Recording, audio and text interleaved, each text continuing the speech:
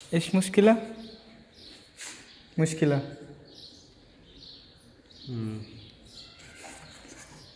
ايش مشكلة؟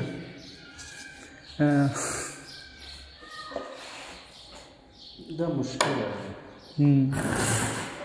কিছু কিছু সৌদির কাজ করা কতটা মুশকিল, কতটা বিপজ্জনক এই ভিডিওতে আমি আপনাদেরকে দেখাবো। আমরা যে বিল্ডিংয়ে কাজ করতেছি এই বিল্ডিংয়ে এই দরজার ফ্রেম,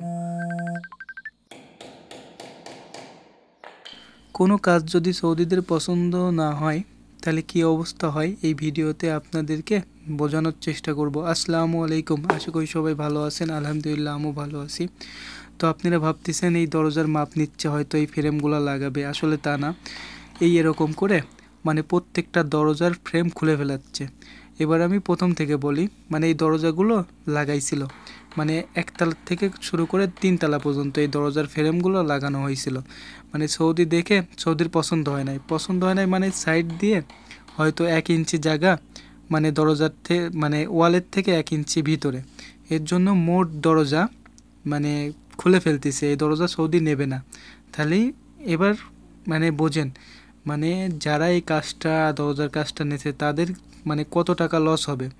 আর সৌদি আরবের যে অবস্থা, মানে একটা কাজের উপরে 5 জন গেলে 5 রকম রেট দেয়। মানে লাভ তো দূরে থাক, হাজিরাই হয় না এখন কাজে, ফ্রি বিষয় যারা কাজ করে। মানে প্রথমেই মাসরির সাথে, আমি তো আরবি তেমন একটা পারি না, যেটুকু পারি মানে কথা বলার চেষ্টা করলাম। মানে আমরা তো কাজ করতেছি, তখন একদিন পড়ায় 2 ঘন্টা ধরে পাকিস্তানি আর এই মাসরি লাগি সৌদিক বোঝানোর চেষ্টা করছে যে সাইড দিয়ে ফর্ম দিয়ে সুন্দর করে করে দেবে, কিন্তু সৌদি বুঝলো না, তো বুঝলোই না।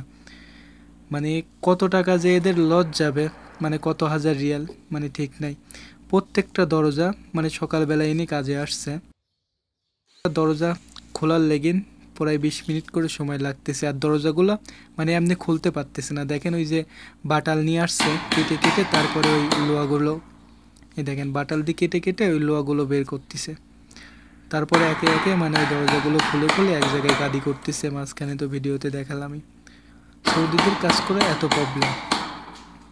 আর কিছু কিছু সৌদি আছে অনেক ভালো, হয়তো ওনাকে বোঝালে উনি বোঝে, কিন্তু এ তো একবারে পাগল সৌদি। মানে আমার মুদির কাজ নিছে, আমার মুদির যদি ওই জায়গায় না থাকে, আমি কাজ করি, মানে পুরা বিল্ডিং, যখন বিল্ডিংয়ে আসবে পুরা মাথায় তুলে ফেলে। মানে আধা ঘন্টা 1 ঘন্টা মানে উনার বকবর, মানে গিরগিরের চোদনে মানে বিল্ডিংয়েই থাকা যায় না, এই অবস্থা হয়। তো আমার ভিডিওগুলো কেমন লাগে, কাজের ভিডিওগুলো অবশ্যই কমেন্ট করবেন, ভালো লাগলে শেয়ার করবেন, লাইক কমেন্ট দিয়ে পাশেই থাকবেন এরকম ভিডিও দেখার জন্য। আর আপনাদের মতামত অবশ্যই জানাবেন, যে যেখানেই থাকেন প্রবাসে দেশে ভালো থাকবেন দোয়া করি।